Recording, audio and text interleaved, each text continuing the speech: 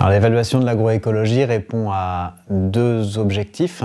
Le premier objectif, c'est de convaincre. Aujourd'hui, même si on a plein d'exemples partout dans le monde qui montrent de manière empirique que l'agroécologie, elle réunit cette double performance économique et écologique, on a besoin aujourd'hui de pouvoir produire des références, et ça veut dire pouvoir mesurer et évaluer et documenter les avantages de l'agroécologie pour le climat, pour l'environnement, pour les populations et pour l'économie. Le deuxième objectif de l'évaluation de l'agroécologie, c'est de pouvoir proposer des interventions qui soient efficaces, pertinentes, pour pouvoir améliorer la manière dont on va accompagner les exploitations agricoles dans leur transition agroécologique.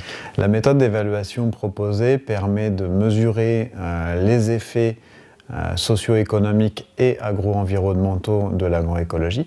Elle permet d'identifier également les conditions de son développement en tenant compte des spécificités de chaque territoire et de la diversité des systèmes de production et des exploitations. L'intérêt de cette méthode, c'est qu'elle a été développée en associant des acteurs qui sont en accompagnement des transitions agroécologiques dans différents contextes géographiques, dans différents pays, et des acteurs du monde académique. Donc ça nous permet d'avoir une méthode qui est crédible, qui est adaptée aux réalités de terrain et qui peut être adaptable dans différentes situations.